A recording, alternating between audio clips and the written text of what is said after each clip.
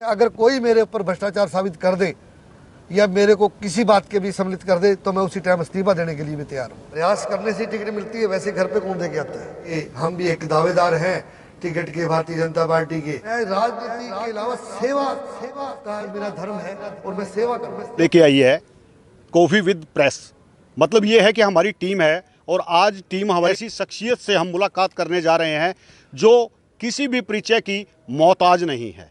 वर्तमान में जो है नगर परिषद के चेयरमैन हैं, इनका परिवार भी पहले राजनीति में रह चुका है।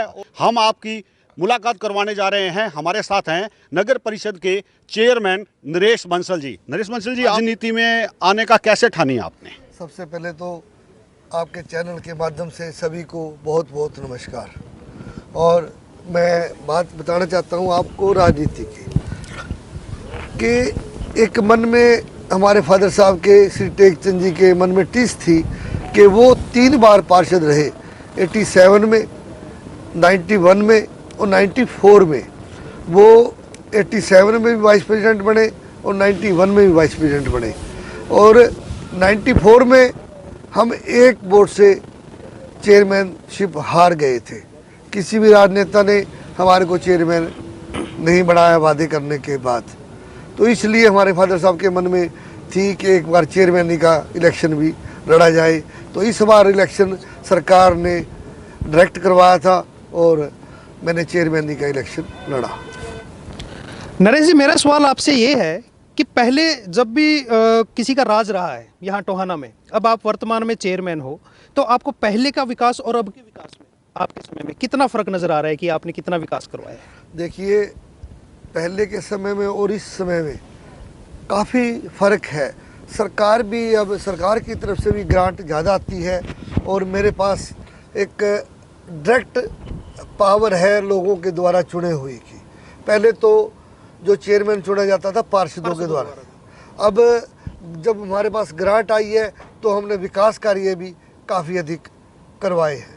मैं आपको देना चाहता हूँ कि जो हमारा 2022-23 का कार्यकाल था उसके अंदर हमने करीब 11 करोड़ के का कार्य शहर के अंदर करवाए।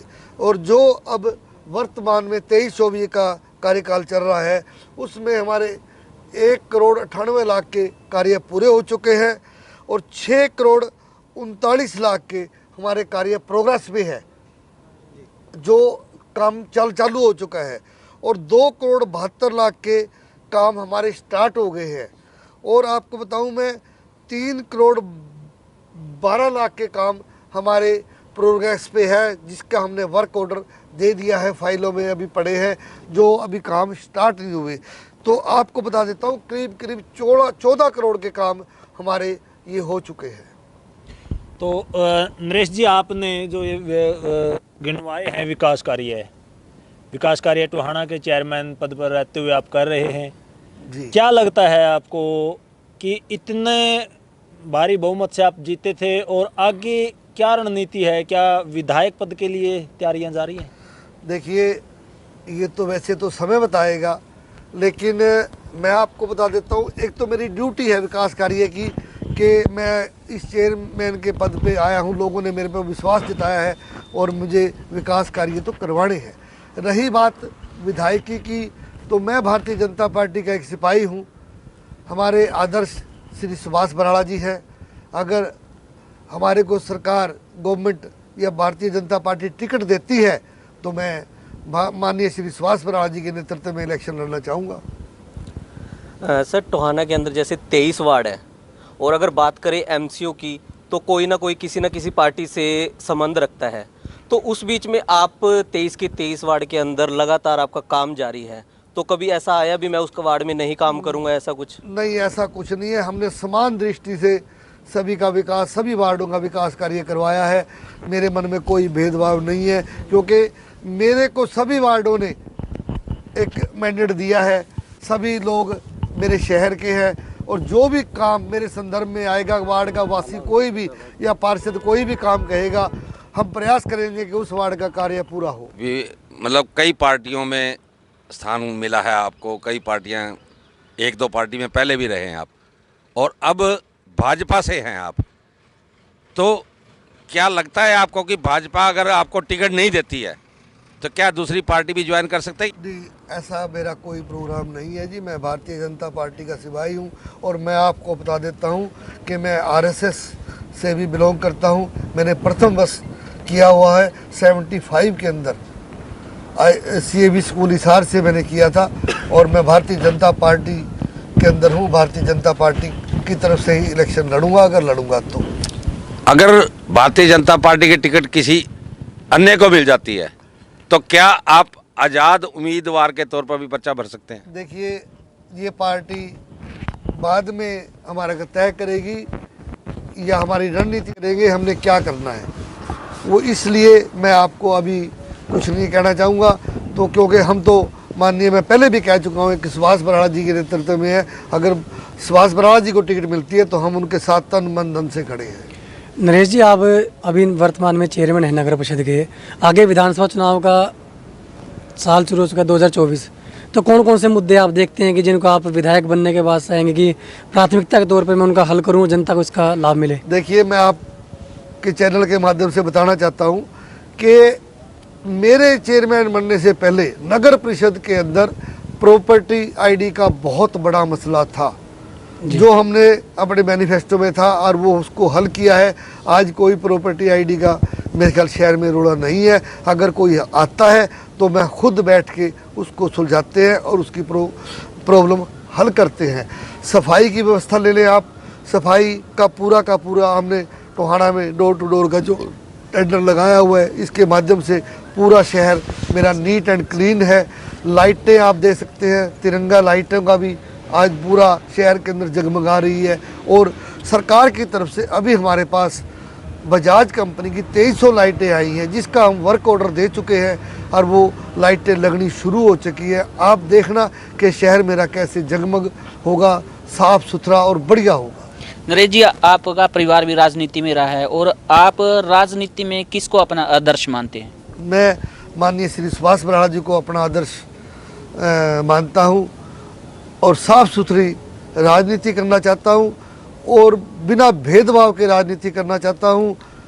मैं राजनीति के अलावा सेवा का मेरा धर्म है और मैं सेवा करूँगा। जैसे आप पहले नगर परिषद के चेयरमैन बने तो सबसे पहले जो समस्या थी टोहाना की वो कौन सी थी आपके सामने? देखिए, मैंने आपको बताया प्रॉपर्टी आईडी की समस्याओं ने तो मुंह खड़ा कर रखा था। प्रॉपर्टी आईडी की थी, सफाई की थी, लाइटिंग की थी, ये सारी की सारी समस्याएं हमने दूर की है। तो बंसल साहब, आप ये बताएं कि जब से आप चेयरमैन बने हैं उसके बाद से कई विकास कार्य हुए हैं, मगर कई विकास कार्य में आप पर भ्रष्टाचार के आरोप भी लगे। इस मामले में क्या कहना चाहिए? देखिए, कहने वाले को तो कोई कुछ भी कह देता है, बड़े बड़े लोगों पर लगते हैं, लेकिन ऐसा कोई बात नहीं है। अगर कोई मेरे ऊपर भ्रष्टाचार साबित कर दे या मेरे को किसी बात के भी सम्मिलित कर दे तो मैं उसी टाइम इस्तीफा देने के लिए भी तैयार हूँ। अपने हर एक वार्ड में विकास कार्य जो बढ़ चढ़ कर करवाए हैं, किस तरह का समर्थन है जो आपको उन वार्डों से मिल सकता है विधानसभा के अंदर? देखिए, पूरा का पूरा मुझे आज जनता चाहती है, शहर का समर्थन है। विकास कार्य जो मेरे एजेंडे में थे वो पहले भी करवा रहा था, मैं अब भी करवाऊंगा और आगे भी करवाऊंगा। मैं आपके माध्यम से, चैनल से माध्यम से बताना चाहता हूं कि 10 कॉलोनियाँ जो पूरे हरियाणा में कभी किसी शहर में नहीं पास हुई, मेरे छोटे से शहर में 10 कॉलोनियों का सर्वे करवा के पास हुआ है। अभी हमने 27-28 कॉलोनी का सर्वे दोबारा करवाया है, उसमें ड्रोन भी फिरवाया है और हमने पूरे नक्शे बना के DTP के कार्यालय में भेज दिए हैं। वो कॉलोनियाँ देखो कितनी पास होके आती है मुख्यमंत्री के माध्यम से। आप ये कह रहे हैं कि आप सुभाष बराला को आदर्श मानते हैं और अगर वो चाहेंगे तो आप विधानसभा में भी अपनी किस्मत आजमाएंगे, लेकिन ये बताएंगे कि आप उसके लिए प्रयास भी करेंगे कि आपको टिकट मिले? बिल्कुल करूँगा प्रयास। प्रयास करने से टिकट मिलती है, वैसे घर पे कौन दे के आता है? क्या प्रयास रहेगा आपका? पार्टी के कार्यकर्ताओं को साथ लेकर क्या प्रयास रहेगा? पार्टी के कार्यकर्ताओं का जो संगठन है वो उसको साथ लेके हम अपनी एप्लीकेशन देंगे माननीय मुख्यमंत्री जी को या संगठन को कि हम भी एक दावेदार हैं टिकट के भारतीय जनता पार्टी के और हमें भी देखा जाए।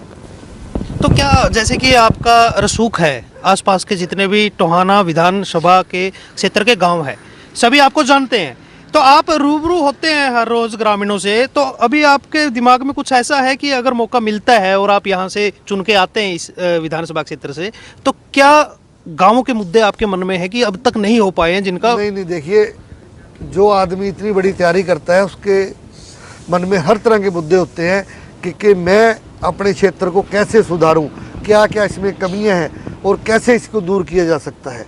तो ये पूरे मुद्दे मैं लेके अपने चलूँगा, टाइम आने दो।